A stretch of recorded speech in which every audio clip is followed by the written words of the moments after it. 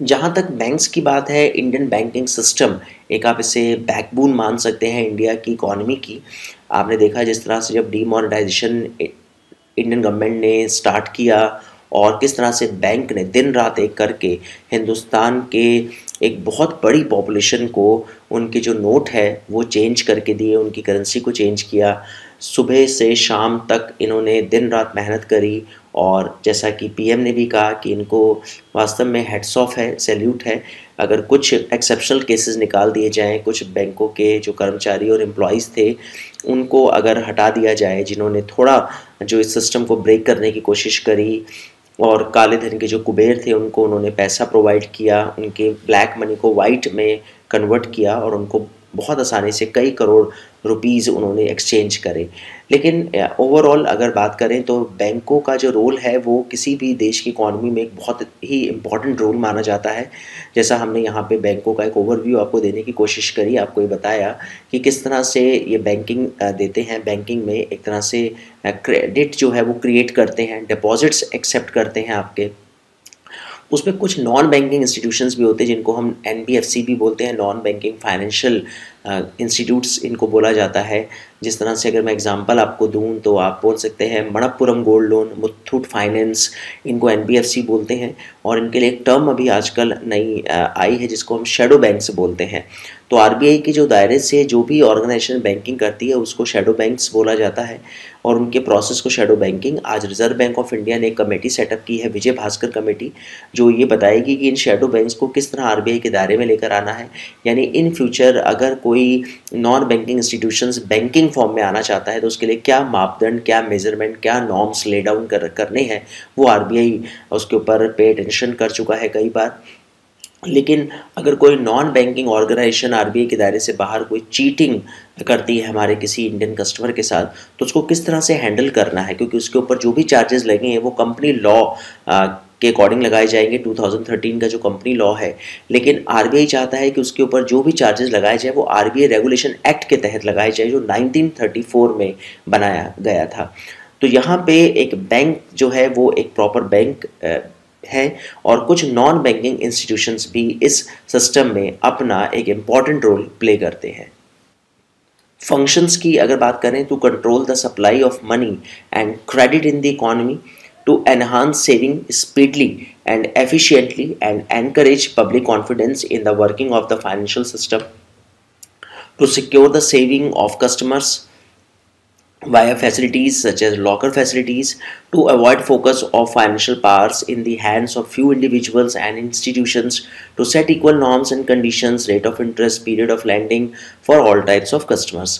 ये बहुत important functions हैं।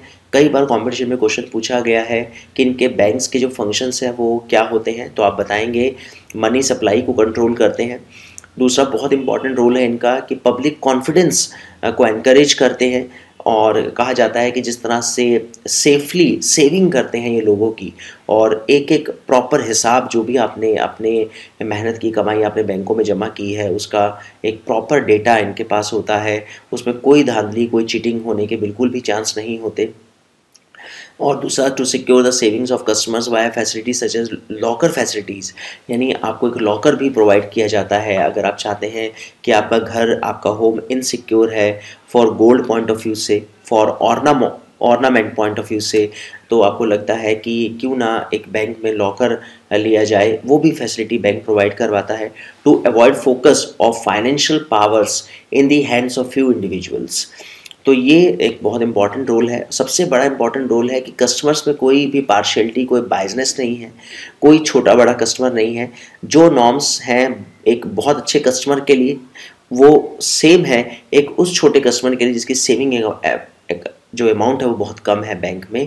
यानी अगर रेट ऑफ इंटरेस्ट 1 साल की एफडी के लिए 7.8 है तो वो सबके लिए सेम है। अगर 2 साल या 3 साल की एफडी के लिए वो 7.5 है तो वो सबके लिए 7.5 है। पीपीएफ का रेट जो है वो सबके लिए सेम है, पीएफ का रेट जो है वो सबके लिए सेम है। और सेविंग रेट अगर एनुअली 4% बैंक देता है तो वो सबके लिए 4% एनुअली पे करता है।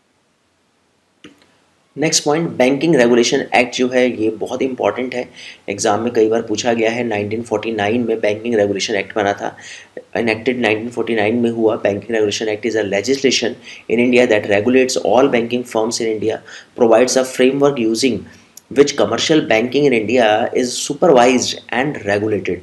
बहुत इंपॉर्टेंट है बैंकिंग रेगुलेशन एक्ट के बारे में आपको ये बता दें कि जब भी कोई ऑर्गेनाइजेशन बनती है तो उसके लिए एक रेगुलेशन एक्ट बनाया जाता है, यानी कल को अगर कोई भी धांधली होती है, कोई गड़बड़ होती है, कोई बैंक कस्टमर के साथ चीटिंग करता है, तो उस बैंक को किस एक्ट के तहत जो है वो पनिश किया जाएगा, और वो जो भी काम कर रहा है उसके क्या नॉर्म्स हैं, क्या रूल्स एंड रेगुलेशन है, उसके लिए एक रेगुलेशन एक्ट बनाया जाता है।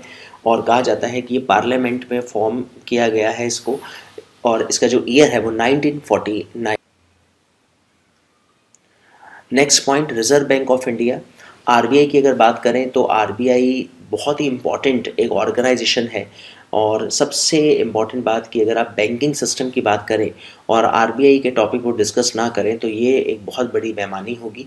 रिजर्व बैंक ऑफ इंडिया, जिसे हम बैंकर्स ऑफ ऑल बैंक्स बोलते हैं, इसे बैंकर्स ऑफ गवर्नमेंट भी बोला जाता है, और सबसे बड़ी बात इसे सेंट्रल बैंक ऑफ इंडिया के नाम से भी इसको जाना जाता है। RBI is a central institution of the country which handles the monetary policies of India and hence maintains the economic stability and growth. Wholly owned by the Government of India, established on 1st of April 1935 on the recommendation of the Hilton Young Commission and nationalized on 1st January 1949, the preamble of the Reserve Bank of India describes the basic functions of the Reserve Bank as to regulate the issue of bank notes, जो इसका आप function देख सकते हैं, bank note को issue करता है, ये इसकी प्रियम्बल है आरबीआई की, and keeping of reserves with a view to securing monetary stability in India, और मॉनेटरी स्टेबिलिटी जो है वो इंडिया में रहे उसको ध्यान में रखता है, and generally to operate the currency and credit system of the country to its advantage, और जो हमारे इंडिया में करेंसी है, क्रेडिट सिस्टम है, उसको ये ऑपरेट करता है और उसके एडवांटेज कंट्री को क्या हो सकते हैं उसका ध्यान रखता है। तो आरबीआई की जहाँ तक बात है, 1935 1st ऑफ अप्रैल में आरबीआई बना। उस समय 5% शेयर्स आरबीआई में ब्रिटिश गवर्नमेंट के थे, 95% ये प्राइवेटाइज था। When India got freedom in 1947 we nationalized it, यानी Indian government took 100% shares of RBI and that is known as nationalization of Reserve Bank of India। उसे 1 जनवरी 1949 की डेट उसके लिए दी गई। हिल्टन यंग कमीशन वो कमीशन थे जिन्होंने सबसे पहले आरबीआई का एक फंक्शन सेटअप करने के लिए की रिकमेंडेशन की, और आप समझ सकते हैं जिस समय आरबीआई ब्रिटिश सरकार ने इंडिया में इस्टेब्लिश किया गया होगा, जितने भी हमारे कांग्रेस के लीडर्स हैं वो बहुत शॉक्ड हुए कि अगर आरबीआई जैसी संस्था ब्रिटिश सरकार इंडिया में डिज़ाइन कर रही है, इट मीन्स कि उनका इंडिया से जाने का कोई प्लान नहीं है। क्योंकि जब कोई बाहर का आउटसाइडर आपके घर में आकर बहुत अच्छे से पैसा इन्वेस्ट करने लग जाए तो एक बार को घबराहट हो जाती है, और उसी तरह से घबराहट उस समय कांग्रेस के लीडर्स के बीच थी कि आज अगर ये आरबीआई को स्टैब्लिश कर रहा है तो उसका मतलब ये बैंकिंग सिस्टम को बहुत स्ट्रॉन्ग बनाना चाहता है, और इसका मतलब कि ब्रिटेन अभी इंडिया से जाने के मूड में नहीं है। नेक्स्ट पॉइंट, यहाँ पे हमने एक चार्ट के थ्रू आपको ये समझाने की कोशिश करी है कि आरबीआई के अंडर में कौन कौन से बैंक्स आते हैं, and outline of the Indian banking structure is presented as follows. Reserve Bank of India की अगर बात करें तो उसमें शेड्यूल बैंक्स आरबीआई के अंतर्गत शेड्यूल बैंक्स आते हैं। शेड्यूल कमर्शियल बैंक्स हैं कुछ, और कुछ शेड्यूल कोऑपरेटिव बैंक्स हैं। शेड्यूल कमर्शियल बैंक्स की अगर बात करें तो उसमें कुछ पब्लिक सेक्टर बैंक्स हैं, कुछ उसके अंदर प्राइवेट सेक्टर बैंक्स हैं, कुछ उसके अंदर फॉरेन बैंक्स हैं, और कुछ रीजनल रूरल बैंक्स आते हैं। पब्लिक सेक्टर बैंक के अंदर अगर बात करें तो नेशनलाइज्ड बैंक्स हैं and SBI and it's associates हैं। प्राइवेट सेक्टर बैंक की बात करें तो ओल्ड प्राइवेट बैंक्स हैं एंड न्यू प्राइवेट बैंक्स हैं इसके अंदर। शेड्यूल कोऑपरेटिव बैंक्स की अगर बात करें तो शेड्यूल अर्बन कोऑपरेटिव बैंक्स हैं and schedule state cooperative banks आते हैं। तो ये हमने एक चार्ट आपको शो किया है और आपको बताया है कि किस तरह से आरबीआई इन सबको गवर्न करता है, और स्पेशली आरबीआई के अंडर में आता कौन कौन है। तो नेशनलाइज्ड बैंक जैसे आप बोलें तो आज 21 नेशनलाइज्ड बैंक है जिनको मर्ज करा जा रहा है, और 6 नेशनलाइज्ड बैंक इंडिया में रह जाएंगे। उसके बाद एसबीआई एंड इस एसोसिएट्स की अगर बात करें तो SBI Patiala, SBI Travancore, SBI Bikaner and Jaipur, आपने इनके नाम सुने होंगे। SBI मैसूर, पहले 7 एसोसिएट्स थे SBI के, लेकिन इंदौर और सौराष्ट्र मर्ज हो गए SBI में, तो आज SBI के 5 एसोसिएट्स प्लस SBI। और दूसरी बात, प्राइवेट सेक्टर्स की बैंक की बात अगर बात करें तो आप देख सकते हैं yes bank, IndusInd bank, HDFC bank, Kotak Mahindra bank, ये सब प्राइवेट सेक्टर्स के बैंक माने जाते हैं। फॉरेन बैंक्स की बात करें तो आप ग्रिनले बैंक को ले सकते हैं, bank of UAE, bank of Saudi Arabia, bank of United state of America, ये सब फॉरेन बैंक्स हैं। RRB, जैसा आपको पता ही है, 1975 में रीजनल रूरल बैंक्स बने थे हमारे। उसके बाद शेड्यूल्ड अर्बन कोऑपरेटिव बैंक जो है वो कोऑपरेटिव सोसाइटीज़ एक बनाई जाती हैं और उनके थ्रू एक बैंक को इस्टेब्लिश किया जाता है। ये वहाँ पे छोटे छोटे लोन लोगों को प्रोवाइड करते हैं। और इसी के साथ अर्बन के साथ एक शेड्यूल्ड स्टेट कोऑपरेटिव बैंक्स भी हैं जो स्टेट लेवल पे काम करते हैं और बहुत अच्छा रोल प्ले कर रहे हैं भारत में बैंकिंग सिस्टम को इस्टेब्लिश करने में।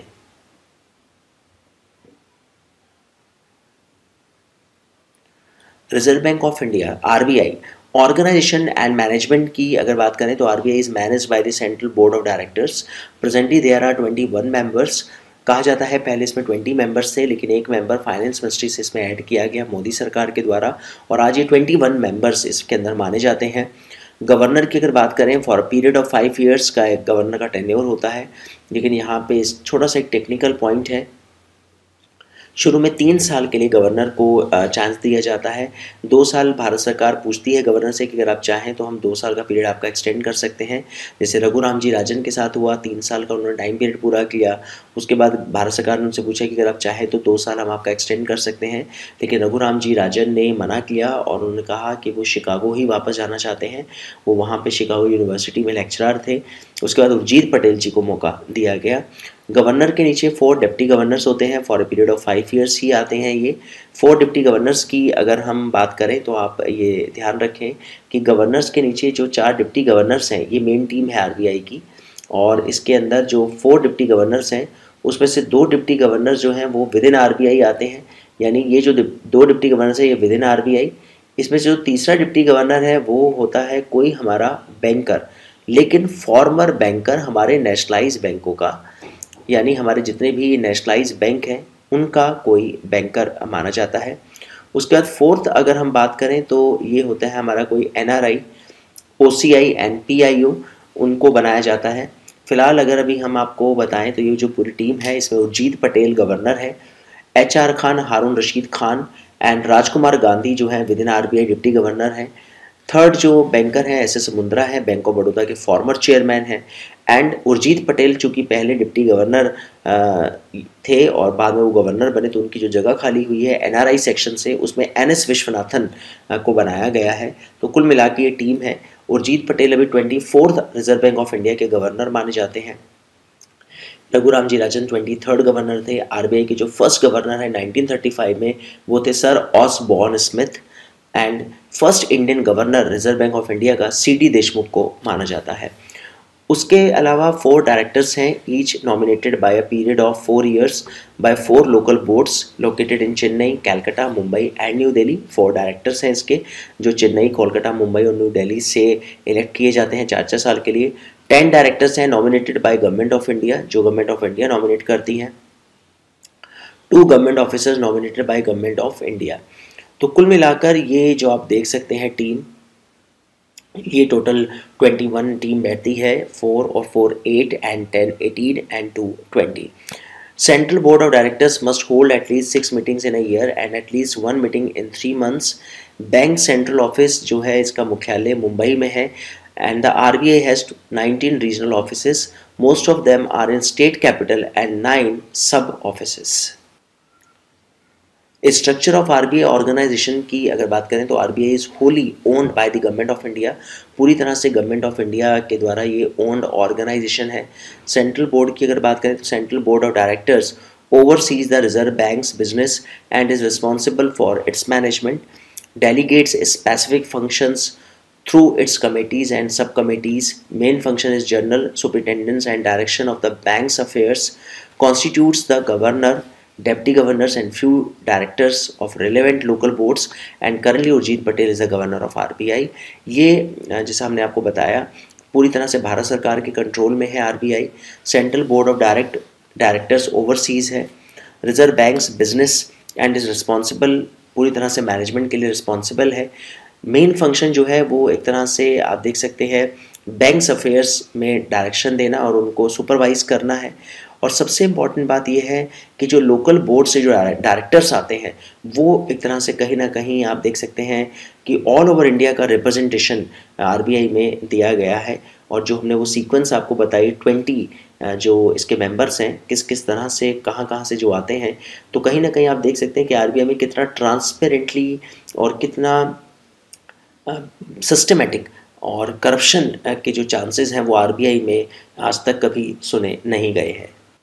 Next point, objectives managing the monetary policy.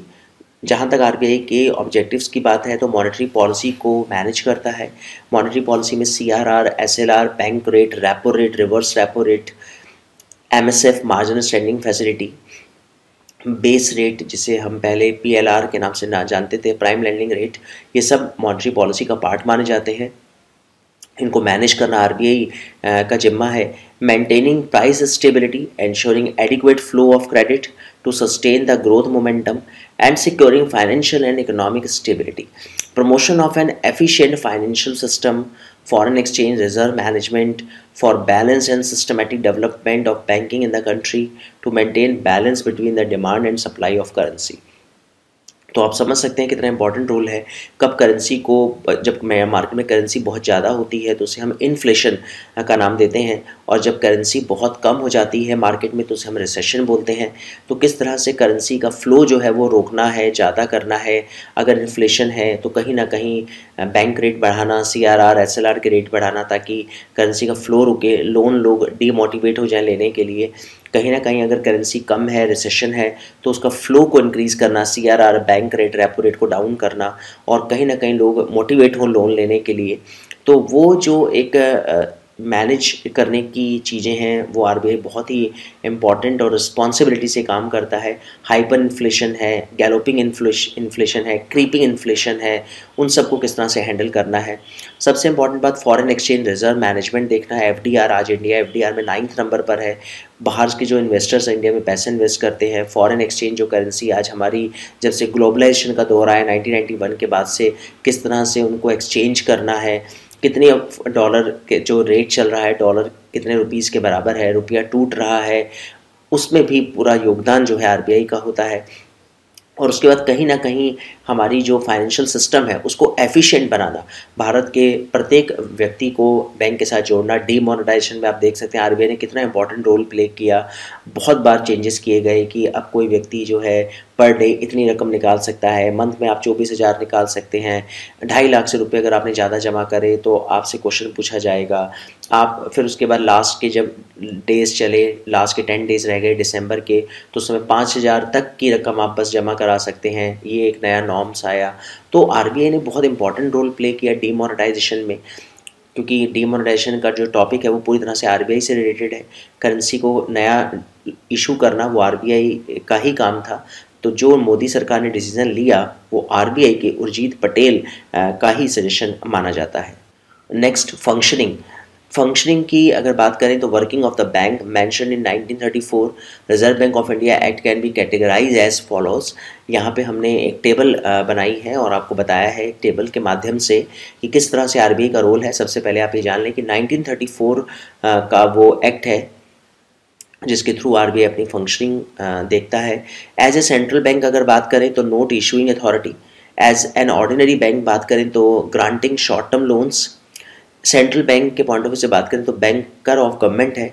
और ऑर्डिनरी बैंक की बात करें तो recovery short term loans from banks. इधर बात करें सेंट्रल बैंक की तो बैंकर्स बैंक है ये, लेकिन इधर बात करें तो बाइंग सेलिंग ऑफ बिल्स ये देखता है। इधर अगर हम बात करें तो collective and publishes banking data. और अगर इधर बात करें तो एक्सेप्टिंग डिपॉजिट्स है, custodian of foreign exchange reserve है। और अगर यहाँ बात करें एज ए ऑर्डिनरी बैंक तो buying selling of agriculture bills है। तो ये जितने भी पॉइंट्स हैं ये सब बैंक पीओ के बैंक पीओ में क्लैरिकल के एग्जाम्स में पूछे गए हैं। क्वेश्चन इस तरह से आया है कि इनमें से कौन सा एक सेंट्रल बैंक का फंक्शन नहीं है, तो वो कई सारे ऑर्डिनरी देकर एक सेंट्रल बैंक के पॉइंट बीच में डालते हैं। कई बार पूछेंगे कि सेंट्रल बैंक के फंक्शन कौन से हैं, तो उसमें एक ऑर्डिनरी बैंक का फंक्शन उसका आरबीआई का डाला जाता है। तो इस तरह से मिक्स मैच करके क्वेश्चन कई बार इस टॉपिक से पूछे गए हैं। Next, provisions of agriculture credit as a central bank की तरह ये काम करता है। डीलिंग विद फॉरेन सिक्योरिटीज़ की अगर बात करें तो ये ऑर्डिनरी बैंक की तरह इसका काम है। Provision of industrial credit, industry को क्रेडिट देना। डीलिंग विद कॉस्टली मेटल्स, ये ऑर्डिनरी बैंक की तरह। ट्रेनिंग फैसिलिटेशन, इधर dealing with bank of other countries. And controller of credit की बात अगर करें, क्लियरिंग हाउस ऑफ फंक्शन की बात करें, तो ये सब एज ए सेंट्रल बैंक की भूमिका रिजर्व बैंक ऑफ इंडिया के द्वारा निभाई जाती हैं। तो ये जितने भी हमने आपको फंक्शंस बताए फंक्शनिंग के, ये बहुत इंपॉर्टेंट है and as a ordinary bank ये इसकी डीलिंग्स हैं।